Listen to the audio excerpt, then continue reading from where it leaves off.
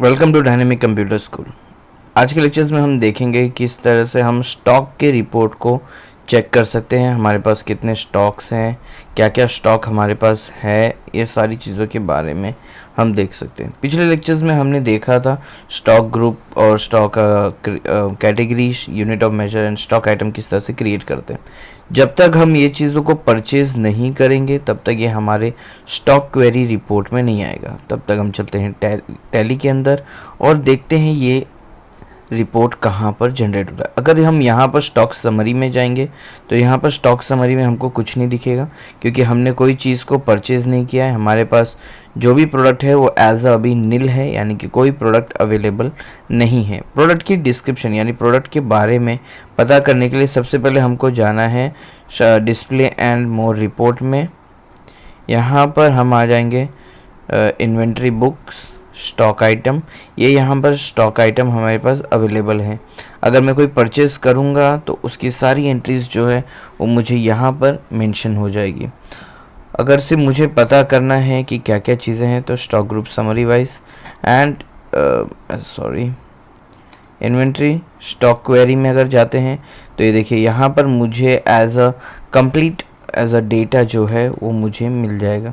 जैसे Dell monitor, तो Dell monitor, Dell के रिगार्डिंग अब यहाँ पर क्या क्या चीज़ें हैं कंप्यूटर में जिस पे हमारा क्लोजिंग स्टॉक अभी भी ज़ीरो दिख रहा है, यानी कि अभी तक मेरे गोडाउन में यानी कि मेरे मेन लोकेशंस में ये सारे प्रोडक्ट अभी तक अवेलेबल नहीं है। इसके purchase price and selling price मुझे यहाँ पर दिख जाएगा, कैटेगरी दिख जाएगा मुझे, और डेल के रिगार्डिंग और क्या क्या प्रोडक्ट यहाँ पर है वो सारी चीज़ें कैटेगरी वाइज मुझे यहाँ पर इंडिकेट करेगी।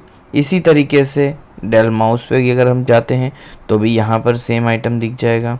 HP में भी हमको सारी चीज़ें अवेलेबल हो जाएगी।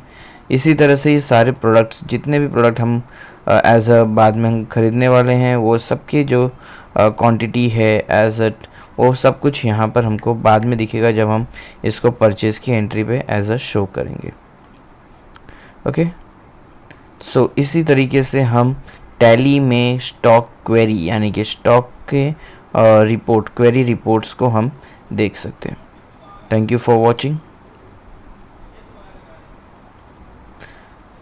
सो हम आज के लेक्चर में इतने ही रखते हैं। बाकी नेक्स्ट लेक्चर में हम परचेज एंट्री जब करेंगे तो इसके अंदर हमको मल्टीपल गोडाउन्स एंड लोकेशंस को तय करके हम फिर यहाँ पर रिपोर्ट एंड मूवमेंट एनालाइज हम सारे रिपोर्ट्स को हम चेक कर सकते हैं।